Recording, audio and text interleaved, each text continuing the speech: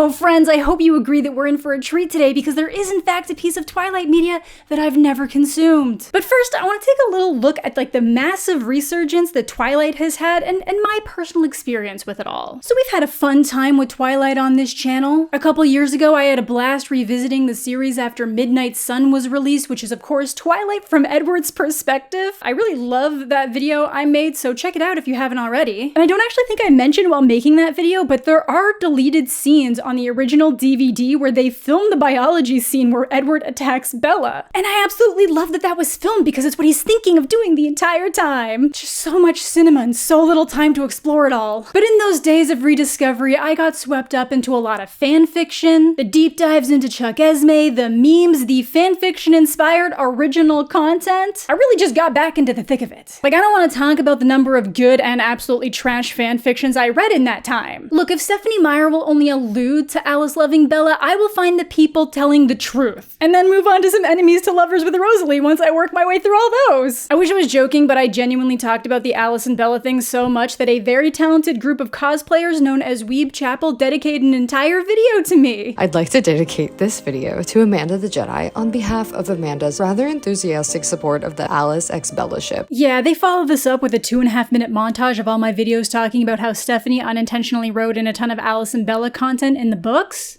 I don't sound okay. I locked my arms around her, gasping to inhale as much of the scent of her skin as possible. It wasn't like anything else. No perfume in the world could compare. Honestly, it's really nice to feel so flattered, but then also like an unhinged individual all at the same time. I'll have that link down below, but clearly the entire world got swept into the Twilight Renaissance, or should I say, the Renesmee-sance. I'll stop. I don't think anyone fully anticipated how quickly Twilight would restake its claim in pop culture. It never really went away, but with all the memes and social media, it really just caused this boom among like-minded individuals, and it was just back in full swing. And I'd like to think I at least played a little part in that. If you feel like you need the full Twilight refresher, I have a playlist on my channel. I think it's called the Twilight Retrospective, where I go back through all of the different versions of this story that have come to be over the years. But fans of the franchise may notice that there's something missing from the videos. A glaring piece that prevents my series coverage from being complete. And yeah, technically it's just the first Twilight book and movie covered normally. I've covered both of the redos, but never just the standard. But no, for all the official and non-official Twilight media I have consumed, which again is a lot, what is the one thing I never actually got around to reading? The Short Second Life of Bree Tanner, a novella. And there's a couple reasons why this didn't make it to my read pile back in the day. First, I don't really care about the character, sorry.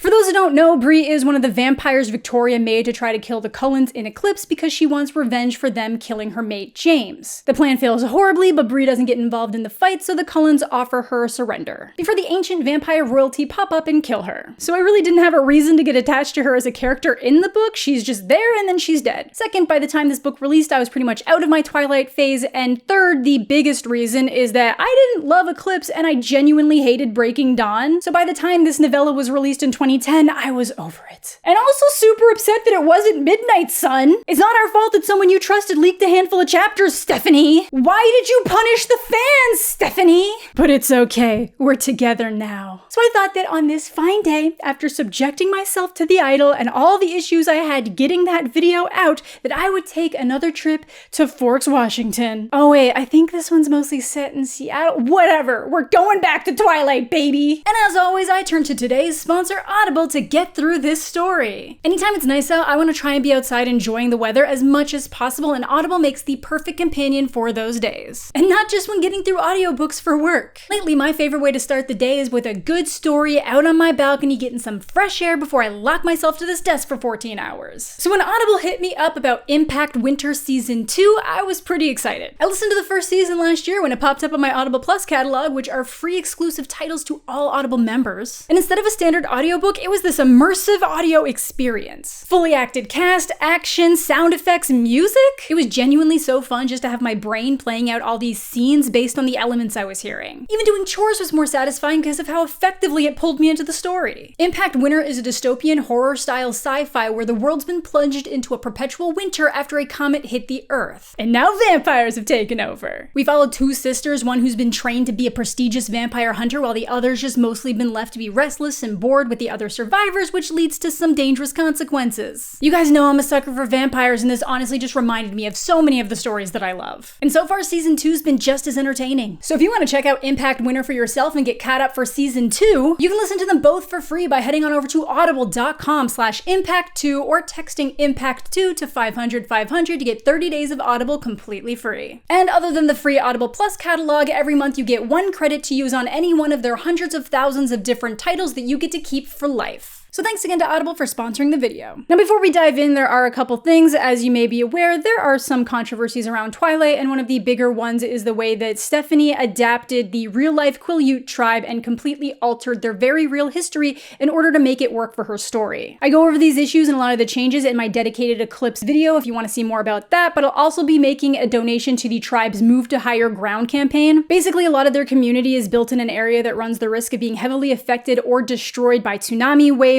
earthquakes, and flooding. So they're working to move their tribal facilities and housing to safer areas to ensure the preservation of their people and culture. Last summer, they completed work on the new tribal school, so I'll have that link down below if you want to check it out. But let us dive into the short second life of Bree Tanner, where she doesn't even know she was made to fight in a battle yet, let alone for a revenge mission. Though I will say that Victoria's biggest grudge is against Edward and Bella, even though it's Alice that ripped off James' head. I love her! Black Mirror tried to use Supermassive Black Hole in one of their episodes, but no, that is for vampire baseball only now. Sorry, to the story. And while I know it's right there in the title, I kind of thought we were maybe gonna get a little bit of Bree in her past life, like leading into her being turned. But yeah, I guess that doesn't make sense. It's called the short second life of Bree Tanner, not the short pre-second life and second life of Bree Tanner. But I digress. The book actually starts with an answer to my biggest question about this thing even existing. Why Bree? Of all the little novellas we could have got, it seems like there's so many different directions we could have gone in that would have either been like super interesting or, you know, at least so unhinged that I'd like to see how Stephanie worked her way through it. Come on, guys, I'm pretty sure Stephanie's working on her Jacob and Resume story right now. Why wouldn't you go for the love story where a teenager imprints on a baby, but don't worry, it's not like that until she's old enough for it to be like that? If that means nothing to you, go watch my Breaking Dawn video. I do know she's at least working on like 2 more books, and I'm pretty sure one of them is Resurrection and Jacob, and I need it. Again, I digress. Sorry, it just gets me so jazzed up. But the reason why Bree became such a defined character actually came about in the editing process of Eclipse. She gets so locked in Bella's perspective, it's not till after when people are asking about clarifying details that she starts putting herself in the heads of other characters. And since Bree is the only newborn that Bella interacts with or even really sees, it's her perspective that Stephanie gravitated towards when fleshing out all the things happening behind the scenes in Eclipse, which gave her the chance to write in the perspective of a real vampire. The one that's the hunter that goes after humans, the monsters, how the brain of that type of vampire that does still kill humans would start looking at humans. And what it would be like living in environments surrounded by other bloodthirsty monsters only worried about themselves. Because as the main books tell us, newborns are near uncontrollable, super strong and fast because they still have human blood coursing through their veins. So while one is dangerous enough, a swarm of them would be devastating. Unless you're Bella, because then you're just instantly a girl boss at being a vampire. Nessie, you nicknamed my daughter after the Loch Ness Monster?! But yeah, all that pushed her to write about this seemingly unimportant character in the hopes that it would make us care too. That no perspective is trivial, and while I do agree with that, Stephanie, come on, you know you jazzed up some of the excitement here so that we would have like some action to read along. But let's dive in with these monsters. We know from Eclipse that they mainly just cause chaos, but the way this one starts, for a moment, I was like, are we sure this isn't fan fiction? Are we sure that someone else didn't write this and then Stephanie put her name on it? Because this starts with Bree witnessing an argument between 2 vampires about which superheroes are better. Look, their human lives will disappear to a muddy mess in their brains, but Spider-Man is forever. But to prove that the Hulk is better, one of them stands in front of a car and yells, "Hulk mad! Hulk smash!" before flipping it over his head and killing the people inside. No time for laying low when we have superheroes to mimic. And that was just so goofy. I laughed so hard. I was like, okay, we're gonna get into the minds of these like unbridled killers. Like there's a death toll surge in Seattle. Like this is gonna get intense. And within 1 page, we got someone going, "Hulk smash!" Bree is obviously obviously not impressed. She's about 3 months into her short second life, and it's not great, because newborn vampires aren't just a menace to humans, but to one another as well. And while Riley is the one who lays down their rules under Victoria's orders, they don't really listen to him. And shockingly, it seems like they have separate hierarchies within that coven. So these two bozos she's stuck hunting with follow a guy named Raoul, who apparently just likes killing anyone and anything. But letting them make these separate groups just makes it seem like it would lead to more infighting, which they do suffer a lot of, but whatever. I'd say it would be to prep for better tactical attacks, but they don't even know that that's what they're being used for yet. So after they start causing a scene, Bree takes off with someone named Diego, one of the older newborns that gets a lot more freedom from Riley because of how faithfully he follows the rules. Which are basically just don't make a scene, don't make yourself known, and go for victims that you don't think will be missed, which is also how they pick the new recruits. Meals and gods both coming from the dregs, as Bree put it. So poetic. But that's how they got her. She had been homeless and starving after running away from her abusive home life, and all Riley had to do was offer her a hamburger to lure her away. Tragic. Now, one of the elements I found really interesting is having these characters learn things about themselves and being a vampire that we already know just from being in the Twilight series. Like when they realized that some vampires have skills, which is like Edward's mind reading, and that people with those skills would be super valuable to Riley and her. Her being Victoria, they don't know her name, just know that she turned them all into vampires but never goes anywhere near them. So they all kind of think of her with this fear and disgust, which I thought was interesting, but I suppose makes sense. The only frame of reference they really have for her is that intense venom coursing through their veins as their human lives end. And I'm sure she wasn't remotely kind about it. But Diego overhears Riley talking to Victoria about someone named Fred having the skill to repel people, specifically repulse. And it gets pretty extreme, like full nausea. If you get too close, you can get knocked down, physically being unable to even look in his direction. Which made sense to Bree because she hides behind Fred at the house because she knows people can't tolerate being near him, so they won't mess with her. Again, these newborns are completely out of control. They often let their impulses take over, so if someone gets in their way or pisses them off, they'll just kill them. So very different from the Cullens in a lot of ways other than the feeding on humans part. It gets so bad that they keep burning down their hideouts, and Bree literally had her arm ripped off and reattached at some point. Oh yeah, if you didn't know, as long as the limb isn't burned, they can just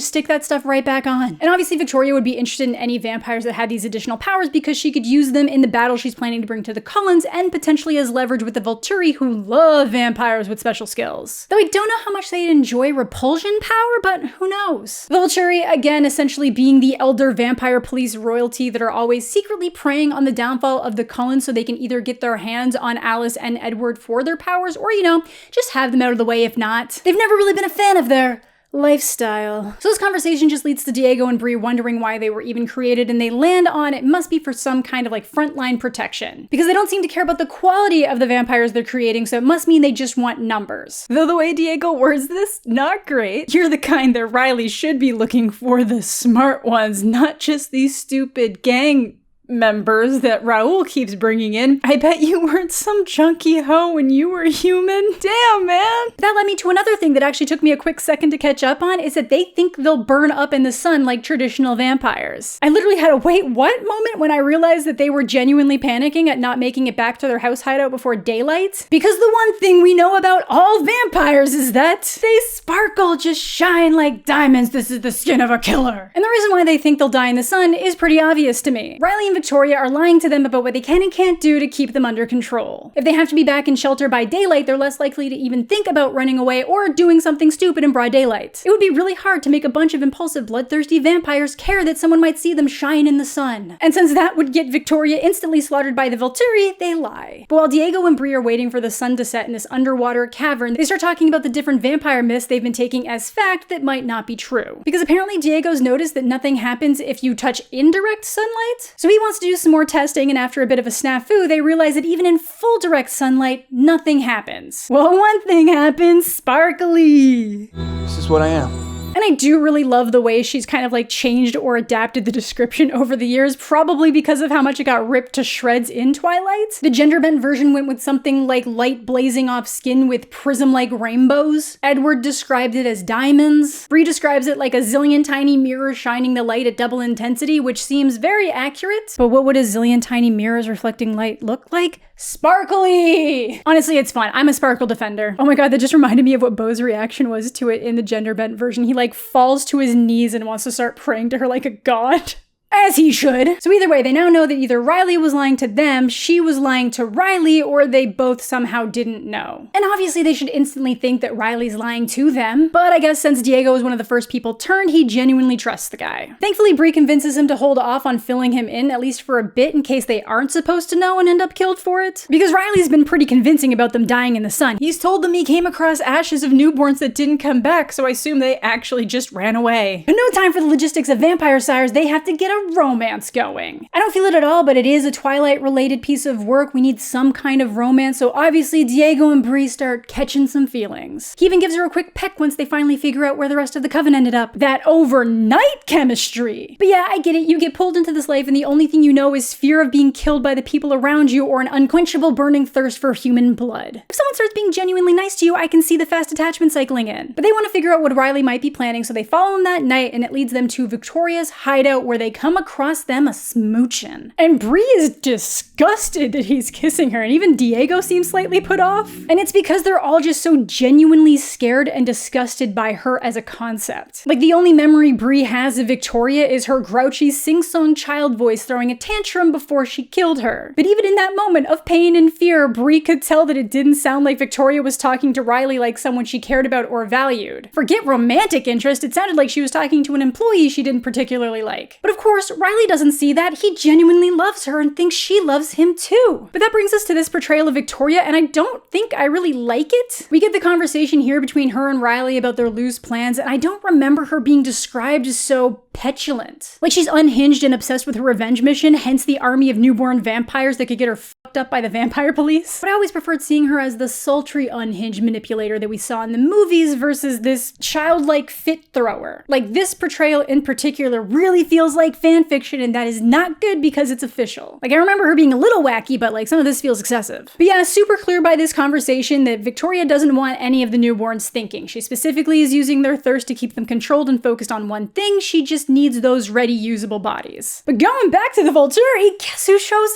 up? Guess they've taken notice of the increased vampire activity and want to know if it has something to do with the Cullens and how they've been able to stay off their radar. And apparently it's as simple as never making a specific attack plan. Alice can't catch a glimpse of what's going on because Victoria's staying detached from the newborns and not making decisions. Reminder that Alice's ability is being able to see the future, and it's based on decisions people make so it can change. But you'd think she'd have some kind of fleeting thought that Alice could grab onto, but guess not. Either way, the Volturi should be killing them all with impunity right now because she's illegally created this army and hasn't been maintaining the laws. But because the Volturi have that interest in the Cullens, they're definitely hoping that the newborns would take out some of their members so that the survivors, hopefully Alice and Edward, would be more likely to join them. And if not, there's one clan that's too strong and too different from their nature out of the equation. Arrow loves them at least. Jane would definitely just want them all dead. So they basically give her a 5-day deadline to go at the Cullens, otherwise they'll have no choice but to step in, which obviously gives the Cullens their prep time, we see. And now we get some drama. Riley starts running back to prep the coven, so he's definitely gonna catch Diego's scent, so he tells Bree to rush back and stick near Kevin to avoid suspicion, while he goes to run into Riley and say that he had this realization about the sun and that's why he was following him. And the longer she's waiting for him to come back, the more she realizes they can just leave. This isn't their fight, there's no reason to take part of it, and there's still a chance that they'd be killed even if they do succeed. But then Riley comes back without Diego. So either him knowing that they can actually go out into the sun is enough to get him killed and not just have him manipulated into like the inner circle, or they realized he might have heard everything with the Volturi. Either way, he's gonna play it off as Diego doing a special mission for him, and he even has a bunch of insider information about him and Bree's relationship, like their little inside jokes about a ninja club and the secret handshake they need to make. All sorts of stuff to make Bree feel like Diego is still alive and that she has to keep going along with Riley to get back to him. So instantly I'm like, okay, either he is actually fine and this is just written a little bit weird, or they tortured the heck out of Diego for information before killing him. But Riley finally fills everyone in on the plan. That a rival clan wants to reclaim their territory, so they have to kill them to protect their hunting grounds. Seems simple enough, they outnumber them greatly, other than the fact that some of them have powers that will make them way stronger, but then Riley lets them smell Bella's clothes and basically says, this is a human pet these older vampires keep. See how sweet her smell is? When we get to the battlefield, make her your priority. First one to kill her gets that sweet blood. So they're all jazzed up because it's not really just Edward that loves her blood, she does just have really good smelling blood, it was just extra good to him. Like my own personal brand of heroin. But But Bree's rightfully confused in a battle against older vampires that you're telling us can read minds and outperform us tactically. You want us to focus on killing a human first. This is why they wanted idiots. But no time to dwell there. We get my absolute favorite thing that he tells them. That 4 times a year, the sun is angled in just the right way that it's safe for them to go outside in daylight so they can attack the Cullens during the day. Seems like a lot of steps here. Like, I don't know if she just decided when writing this that she wanted to go with that lie that they can't go in the sun and then had to write around it because Eclipse, that happened during the day. But there had to be a slightly less ridiculous option for an explanation. Like, here's some blood infused with something special that'll let you go in the sun for exactly 1 day so we can catch them off guard. I get that means that the Cullens would also have to have this blood, but whatever. They eventually go along with it all, mainly because if they don't pull it together, Riley will take them to her, Victoria, who will slowly burn off their fingers, ears, lips, tongue, and every other appendage one by one. Intense. Now, while this is happening and the rest are battle training, Fred and Bree have made a bit of a silent alliance where they see the bullshit in all of this. So when they head into battle, Fred employs the ultra version of his power, specifically at Riley. He can repulse him so intensely that if Riley even tries to think about him, he'll get sick, essentially making him invisible. Because he's bailing out before they even reach the fight. The correct choice. The choice Bree wants to make with him,